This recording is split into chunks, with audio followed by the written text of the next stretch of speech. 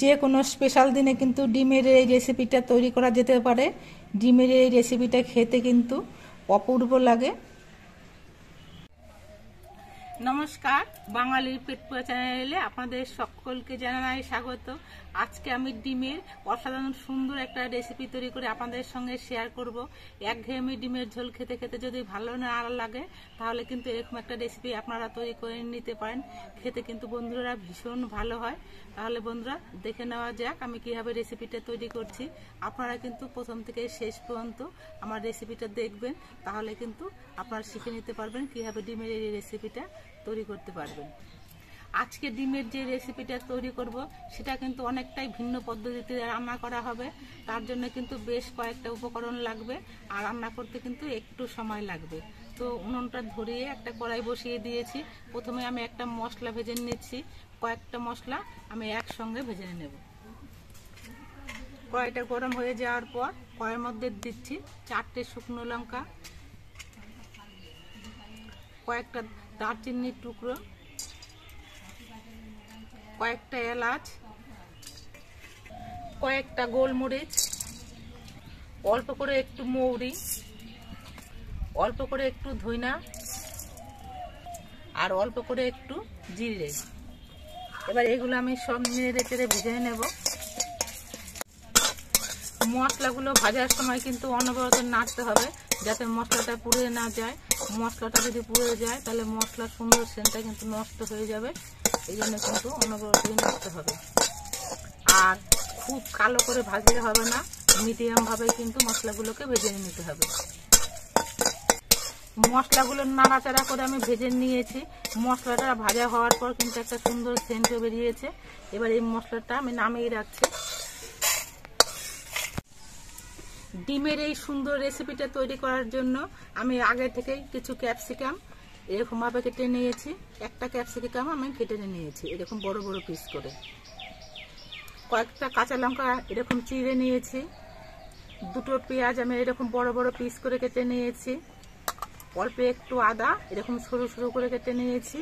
আর একটা টমেটো আমি এরকম বড় পিস করে কেটে নিয়েছি। এবার কড়াইয়ের মধ্যে দিচ্ছি সাদা তেল। এই রান্নাটা আপনারা সরষের তেলেও করতে পারেন, তবে আমি সাদা তেলেই করব।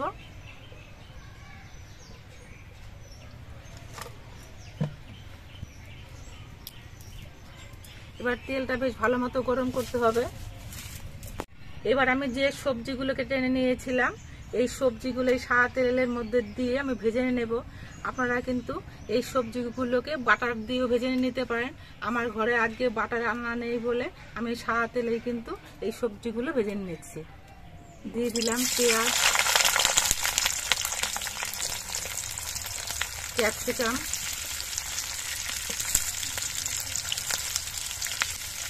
টমেটো, আদা কুচি, কাঁচা লঙ্কা। এবার তেলের মধ্যে নেড়ে চেড়ে অল্প একটু সময় ভেজে নেব যাতে সবজিগুলো কাঁচা গন্ধটা চলে যায়। পেঁয়াজ, ক্যাপসিকাম, টমেটো এগুলো নাড়াচাড়া করে আমি 2-3 মিনিটের মতো ভেজে নিয়েছি। এবার এগুলো আমি নামিয়ে রাখছি।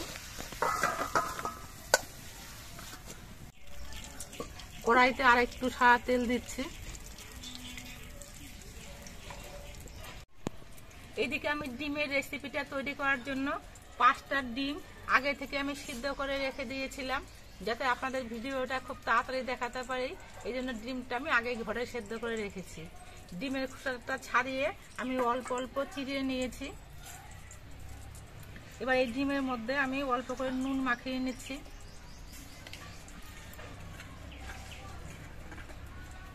কড়াইয়ের তেলটা গরম হয়ে গেছে। এবার এই ডিমগুলো আমি তেলের মধ্যে দিয়ে ভেজে নিচ্ছি। ভিডিওটা খুব তাড়াতাড়ি করে দেখানোর জন্য আমি কিন্তু অনেক কিছুই আগে থেকে গুছিয়ে রেখেছি। ডিমগুলো আমি নাড়াচাড়া করে ভেজে নিয়েছি। এবার এই ডিমগুলো আমি নামিয়ে নিচ্ছি।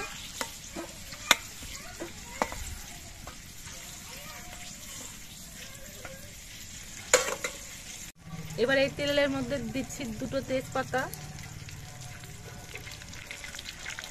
আর অল্প করে একটু গোটা জিরে। এগুলো নাড়াচাড়া করে ভেজে নিতে হবে। জিরে আর তেজপাতাটা বেশ ভালো মতো ভাজা হয়ে যাওয়ার পর এর মধ্যে একটা পেঁয়াজের পেস্ট আমি দিচ্ছি। আমি বড় সাইজের একটা পেঁয়াজ মিক্সি জারের মধ্যে নিয়ে পেস্ট করে নিয়েছি। এবার পেঁয়াজের পেস্টটা নাড়াচাড়া করে কিছুক্ষণ ভেজে নিতে হবে। পেঁয়াজের পেস্টটা আমি মিনিট 2-এর মতো ভেজে নিয়েছি। এবার এর মধ্যে দিয়ে দিচ্ছি আমি আদা, কাঁচা লঙ্কা আর রসুনের পেস্ট।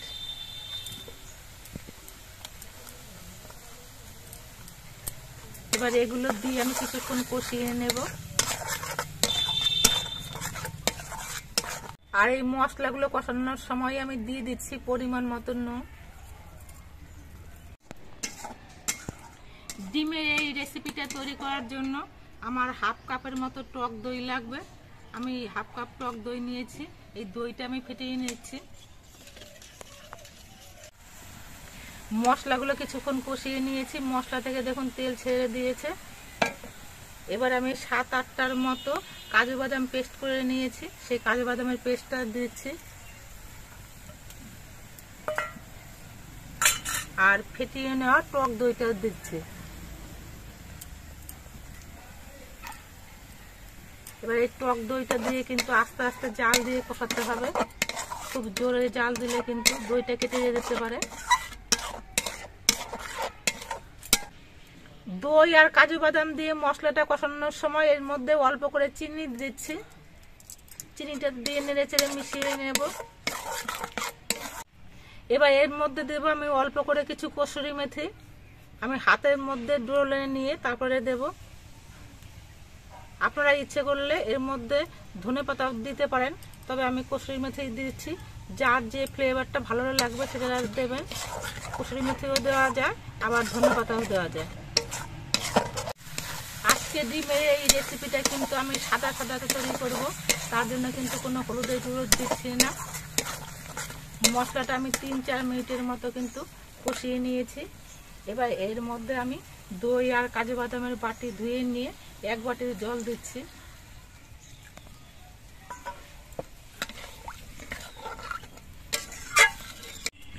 এই রেসিপিটাতে কিন্তু ঝোলের পরিমাণটা কমই রাখতে হবে, এই জন্য ঝোলের পরিমাণটা কম করে দিতে হবে। ঝোলটা একটু গরম হয়ে যাওয়ার পর এর মধ্যে আমি ভেজে রাখা ডিমগুলো দিয়ে দিচ্ছি।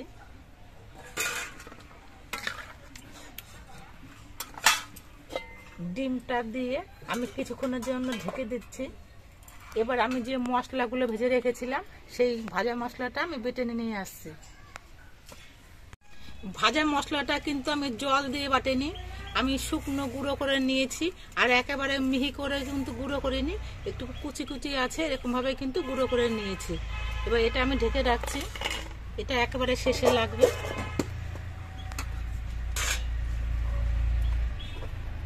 এবার 3-4 মিনিট পর আমি ঢাকনিটা খুলে নিচ্ছি। এবার আমি যে সবজিগুলো ভেজে নামিয়ে রেখেছিলাম, পেঁয়াজ, ক্যাপসিকাম, টমেটো, এগুলো দিয়ে দিচ্ছি।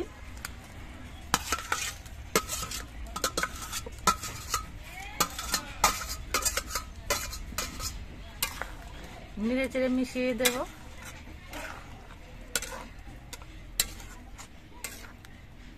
ভেজে রাখা এই সবজিগুলো ডিমের মধ্যে দেওয়াতে ডিমের রেসিপিটা দেখতে যেমন সুন্দর লাগবে, খেতেও কিন্তু খুব ভালো লাগবে। এবার কিছুক্ষণ ফুটিয়ে নিতে হবে।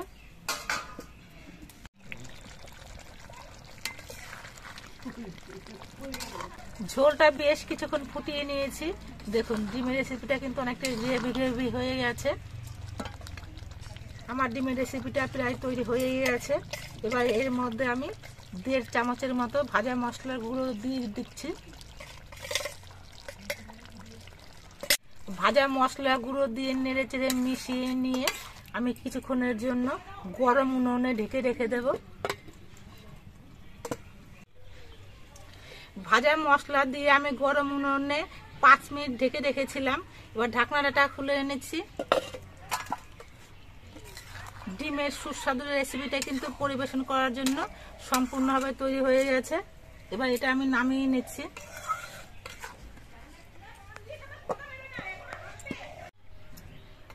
ডিমের রেসিপিটা দেখুন, দেখতে কত সুন্দর হয়েছে আর কত লোভনীয় হয়েছে।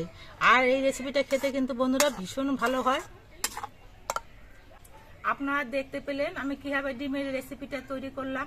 ডিমের এই রেসিপিটা দিয়ে গরম গরম ভাত দিয়ে খেতে যেমন ভালো লাগে, তেমনি কিন্তু রুটি, লুচি, পরোটা, ফ্রাইড রাইস সব কিছুর সঙ্গে খেতে কিন্তু বন্ধুরা ভীষণ ভালো লাগে। আপনারা একদিন এইভাবে ডিমের রেসিপি তৈরি করে খেয়ে দেখবেন। আশা করছি আপনাদের সকলেরই ভীষণ ভালো লাগবে। আর আমাদের ভিডিওটা আপনাদের কেমন লাগলো, যদি ভালো লাগে ভিডিওটিতে একটি লাইক দেবেন, নতুন বন্ধু হলে চ্যানেলটিকে সাবস্ক্রাইব করে দেবেন। সকলে সুস্থ থাকবেন, ভালো থাকবেন। দেখা হবে পরবর্তী আরেকটি ভিডিওতে।